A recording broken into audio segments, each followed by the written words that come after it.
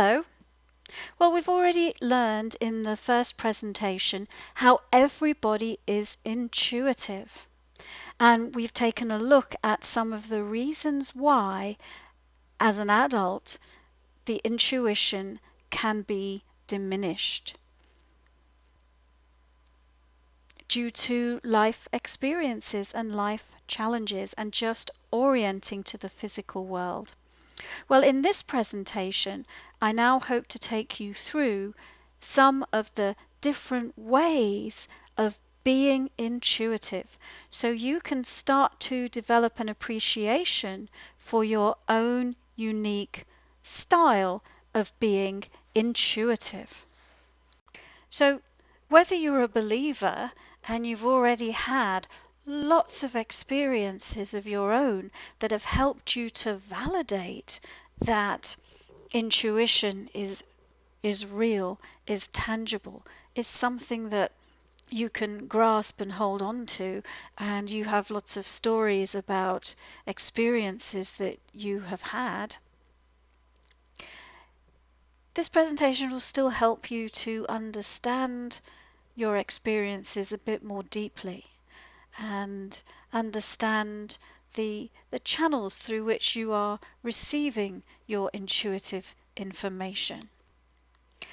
But if you're still feeling a little bit confused about intuition and still unsure whether you are intuitive and perhaps haven't had any intuitive experiences of your own, or they've left you feeling a bit bewildered or disoriented, then I hope that this next presentation will also shed some light on intuition for you and help you to feel less confused and more certain about what intuition is and in what ways you might be intuitive.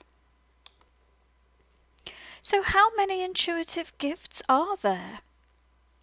Well, we all know that we have 5 physical senses. We can see, we can hear, we can smell, we can taste, and we can feel. Well, we can do all of those things on an intuitive level as well, and many, many more. But let's start with the most common ones. Clairsentience, clear feeling. This is an intuitive ability to receive information on an emotional level through the emotions. And actually, everybody is clairsentient because the primary purpose of clairsentience is in body-spirit communication. You are not your physical body. You are a high vibration, eternal consciousness of love and light, and you have created your physical body in order to have some very focused experiences here on planet Earth. So, the emotions are how your body tells you how it is experiencing the situations that you are putting it through. So the primary purpose of clairsentience is for you to be able to listen to your body and its messages. Now, most people actually use their clairsentience in a different way, which tends to get laid down when they are children, because it pays them to know, is daddy angry? Is mummy afraid? Am I safe? And so a secondary purpose of clairsentience is to be able to intuit how other people are feeling. A common word that we use these days for a clairsentient person is to call them an empath. And a lot of people who describe themselves as empaths feel that they have quite the burden of being able to withstand. They're so sensitive to other people's energy that it becomes something that's a challenge for them. So, for example, they find it very difficult to be in a crowd because they pick up on the emotions of everybody in the crowd and they get overwhelmed by it.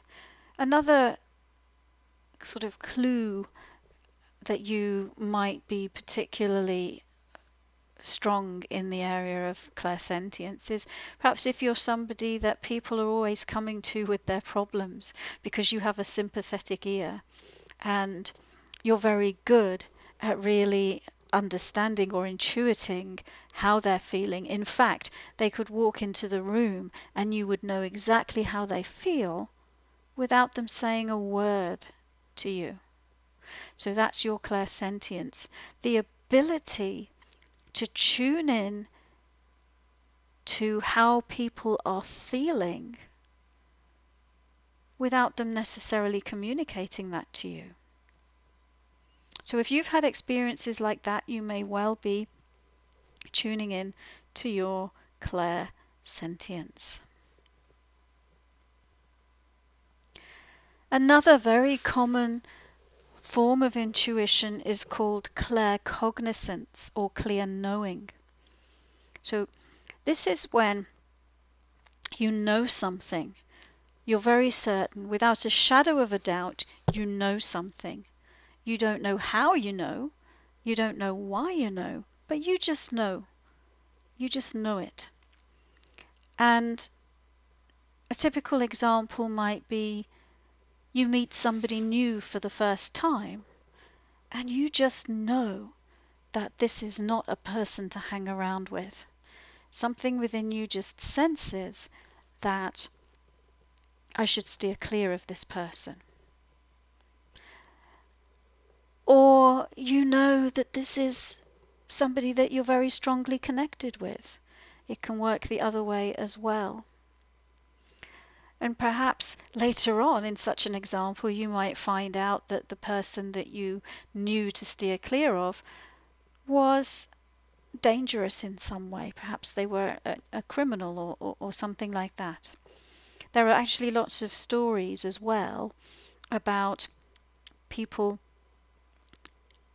who have avoided disaster because they knew they should take another route to work, for example, only to get there and find out there'd been a terrible accident on their usual route to work. So that's your knowingness, your ability to simply know. And to know it, you've not had to logically work it out in your mind. It's just an instant knowing. And then, of course, seeing things.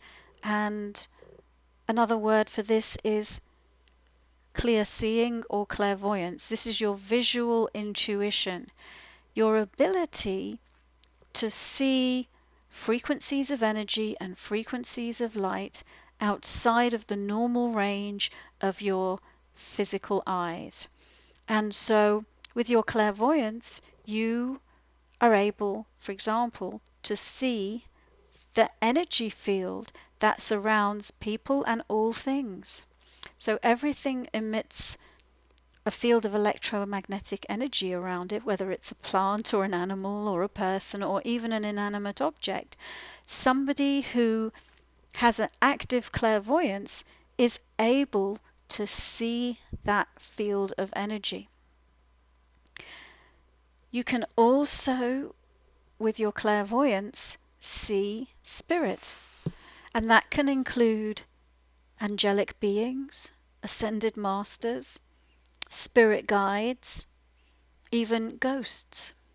And so if you have ever had that experience where you saw light surrounding somebody, or you saw the apparition of somebody who you knew or didn't know, or even communicated with them, the seeing part of that is your clairvoyance, your clear seeing. And this is a fantastic gift because it gives you clarity. It allows you to see what is. So with an open and active clairvoyance, then you can't be fooled. You always see the truth about things. So that's clairvoyance, clear seeing. And the next one is clear hearing. Another name for clear hearing is clairaudience. And an example of this might be hearing voices when there are no people around. A common experience is when people are just falling asleep or just waking up, they hear somebody says their name. That can be clairaudience. Or another example is hearing beautiful music. That can be a sign that you are tuning in to the music of the spheres, tuning in to the angelic realm. Even hearing beeps and clicks in your ear can be a sign that your clairaudience is starting to open up. So this is another way in which you can receive intuitive information. You can hear the intuitive information.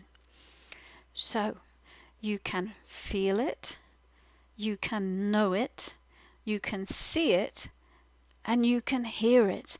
And these are 4 of the more common types of intuition. Another one that we all have is the inner voice. And remember how I was saying that clairsentience is how you can listen to your body? Your inner voice is how you can speak or communicate with your body personality. So the inner voice is your higher self talking to you. So if you have ever had that experience where there's a still small voice inside you that supports you, that gives you guidance, that helps you make decisions, that points you in the right direction when you're a bit unsure about which direction to take, then that is your inner voice. It's a voice inside of you that sounds exactly like you because it is you. That's your inner voice. It's this inner guidance system that you can always trust to give you the correct information and to be supportive of you. So inner voice is another way of receiving information from a higher realm or from a spiritual reality as a form of guidance. Now, the next one may seem to be in the realms of science fiction, but it actually is in the realm of science, because scientists have actually done studies on telepathy. And they've actually shown that it is a real phenomenon, especially in the area of animal communication and even plant communication. So what is telepathy and how do you know that you might have it? Well, we were just talking about the inner voice, and we were also talking about clairaudience. Those are forms of intuitive communication that, when they occur, you are receiving language. It sounds like language. Somebody is saying sentences and words. Telepathy is non-verbal communication. It's actually therefore a higher form of communication than language, because communication occurs on the level of frequencies. And there's actually 2 forms of telepathic communication. One is narrowband and the other is broadband. Narrowband is one-on-one telepathic communication. So for example, if you have a pet and you feel that you are able to communicate with your pet, to understand what your pet is wanting or needing, or vice versa, then that is most likely happening on a telepathic level, because of course your pets are not using language. And they've also done studies with plants, and plants appear to be able to have a form of communication which occurs non-verbally and over a distance. So telepathic communication happens over a distance as well. Now, the broadband telepathy is communication on a telepathic level with groups of people. And so, another example may be that you just become aware of, in general, of the thoughts of somebody who you are close to. Telepathic communication's also been studied, for example, in twins and families. Here's another fabulous one. It's called abstract intuition. It's not necessarily as common as all of the others, but it is the ability to interpret symbols and formulae. It's a way of intuitively receiving information by translating symbols and formulae into meaning. So, a great example is the film Rain Man, where Tom Cruise drops a box of matches on the floor and Dustin Hoffman knows how many matches are there without counting them. So a kid with abstract intuition might be in a math class and the teacher may put an equation on the board and they write the answer down and they get it right. But because there is no evidence that they have worked out the sum, the teacher thinks that they cheated, when in actual fact it was their abstract intuition. They're just instantly able to comprehend the formula that the teacher has written on the board. So that's abstract intuition, and it is a fabulous way of it's a way of accessing great creativity as well as many dimensions of information. So, for example, Nikola Tesla, that famous scientist Nikola Tesla, he had this ability. He actually used to have a laboratory in his mind where he would test out his ideas before he would build prototypes in real life. And he would literally set them up in fine detail, leave them running overnight, and then come in the morning into his own mind to see what the results were. That was a form of abstract intuition. Pragmatic intuition is another form of intuition that relates to, it's a very practical form of intuition. And a typical example might be one that we've all had, which is when the phone rings and you know who is on the other end of the phone before you pick the phone up. That's your practical intuition, your pragmatic intuition. Another example would be, it's a beautiful sunny day. You're going downtown and as you leave the house, you pick up your umbrella. And you think, well, that's a very strange thing, but something's just telling me to bring my umbrella. And then 3 hours later, downtown, it's pouring with rain and you're glad you did it. So that was your practical intuition telling you to take that umbrella. Telekinesis.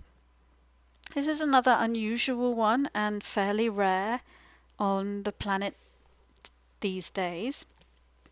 It's the ability to change the molecular structure of something through your intentions and your thoughts.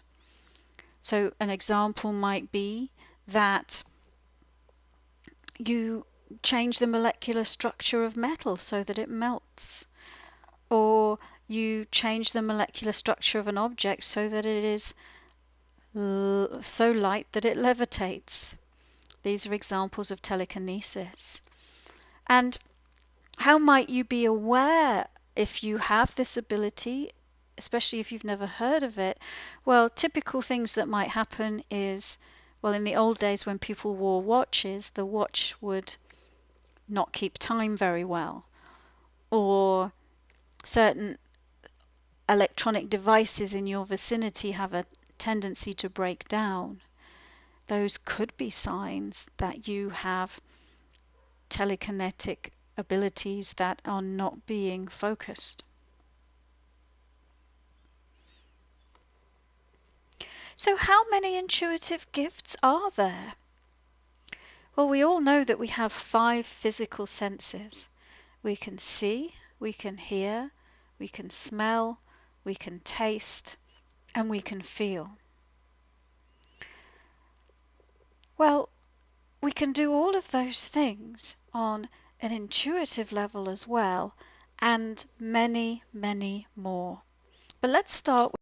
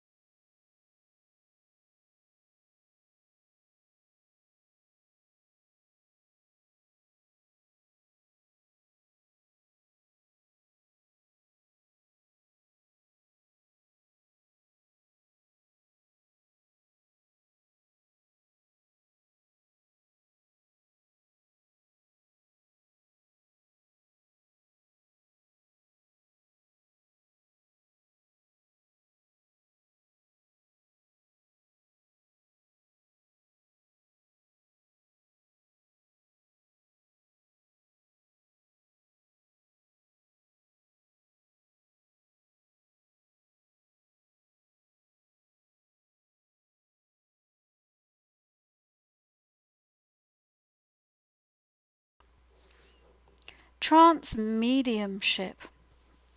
Now, this is a good one because we tend to think of this word medium as somebody who is able to communicate with deceased loved ones. Now, you can be a medium and communicate with deceased loved ones through any number of different intuitive abilities. You could see them with your clairvoyance. You could hear them with your clairaudience. You could know something about them with your claircognizance. And that's not the same as trance mediumship. So trance mediumship is the ability to basically channel energy, to channel your energy through a physical form. And so we're actually all trance mediums. We all have a physical body and we all are spirit. And we all are here to channel our unique energy vibration through our physical bodies. That is trance mediumship. And using your trance mediumship, you can channel yourself, you can channel God or source energy, or you could choose to channel someone who'd passed over or a spirit guide, in which case what you would be doing is you would be stopping channeling your own energy and handing your body over for a time to this other being to come through your physical body, and that's called channeling. And an extreme form of channeling is possession, where it is an unwanted entity that is coming through the physical body. And the other extreme is where you are just channeling yourself, which is the being that is meant to be operating through your physical form. Some famous channelers include J.Z. Knight, who channels a being called Ramtha, or Esther Hicks, who channels Abraham, which is she's actually channeling her higher self when she does that. So that is what trance mediumship is. It is the ability to channel spirit through the physical form, and you can channel yourself or you can channel others. And I should mention here also that if you want to communicate with your guides, you do not need to give away your power to the guides and allow the guides to take over your body. You can simply communicate using your clear seeing, clear hearing, clear feeling, or clear knowing. Hello. Well, we've already learned in the first presentation how everybody is intuitive. And we've taken a look at some of the reasons why, as an adult, the intuition can be diminished due to life experiences and life challenges and just orienting to the physical world. Well, in this presentation, I now hope to take you through some of the different ways of being intuitive so you can start to develop an appreciation for your own unique style of being intuitive.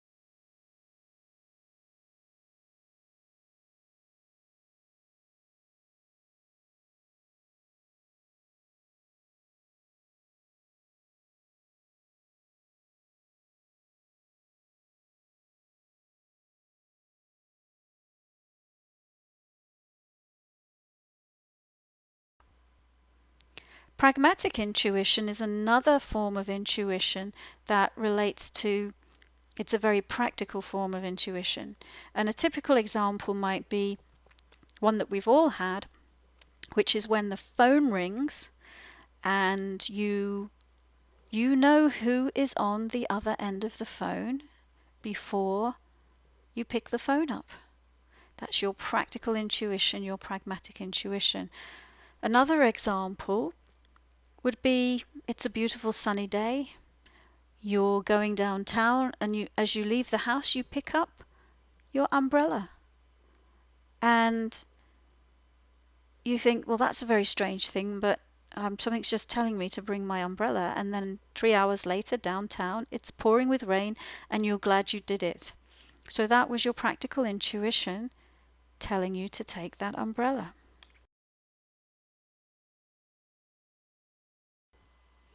Now on to dreams and out-of-body experiences. Now we already talked about how some people have precognitive dreams. It's also possible to have all sorts of other spiritual awakenings and experiences in your dreams, such as experiencing yourself in a past or future lifetime, or meeting and communicating with your spirit guides. In fact, when people first start to want to focus on their intuitive abilities, the dream state is a fabulous way to do it, because when you are asleep, the intellect is not engaged, and the intellect is one of the main blocks to accessing intuition. So lucid dreaming, learning how to be awake while you are in the dream state, and therefore direct your dreams and explore whatever you wish to, is an aspect of dreaming. Now, I've put dreams and out-of-body experience just to make the point that there are a few different types of out-of-body experience.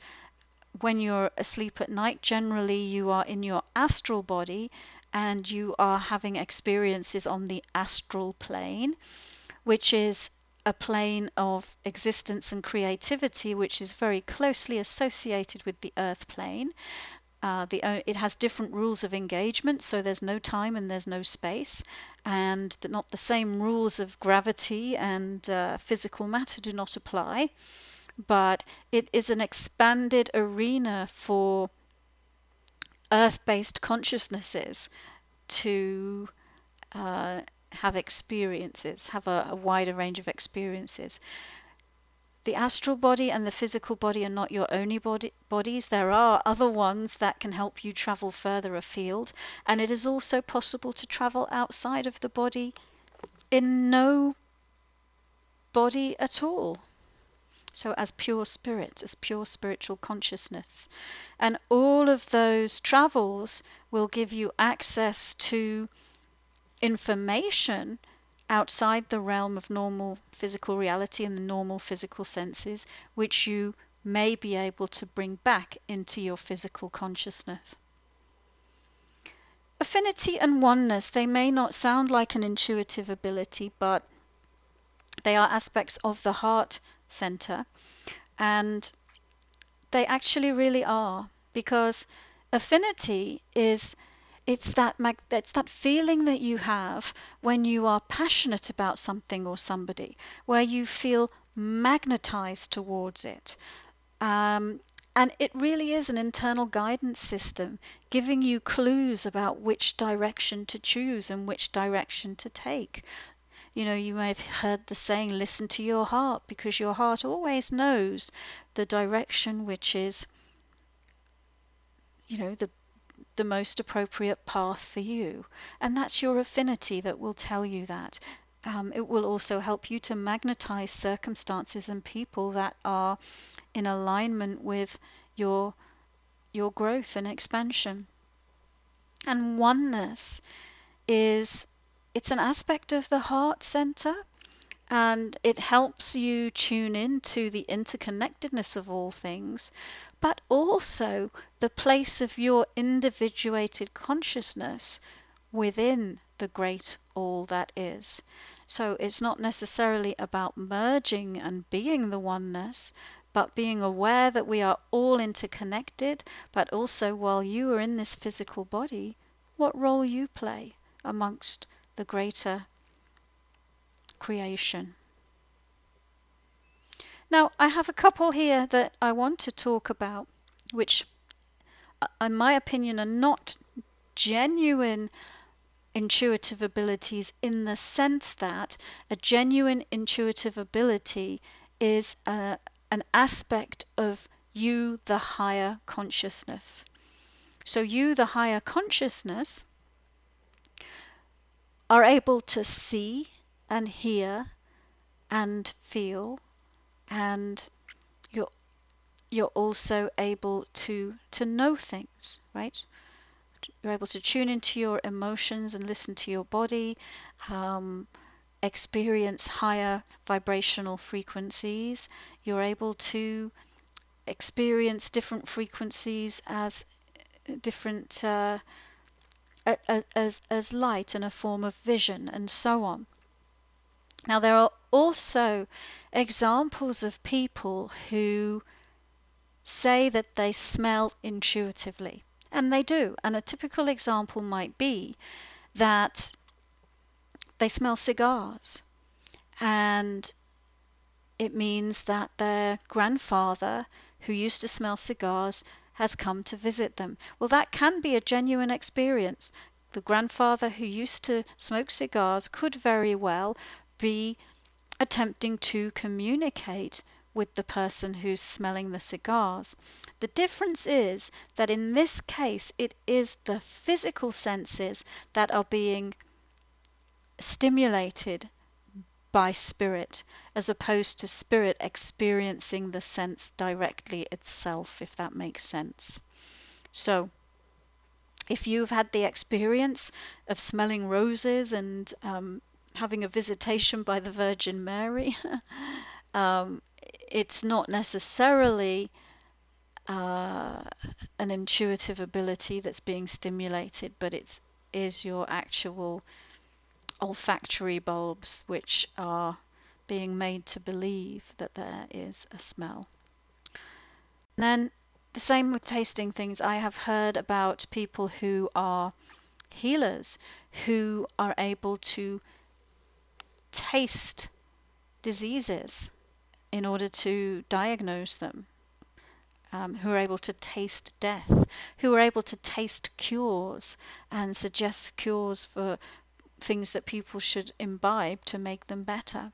Well, the same thing is going on here, that it is the physical sense that is being inappropriately stimulated by spirit, as opposed to necessarily being spirit that is having the direct experience of tasting. So a little semantics there, but there is a difference between intuitive tasting and intuitive smelling and the other abilities that we have talked about so far.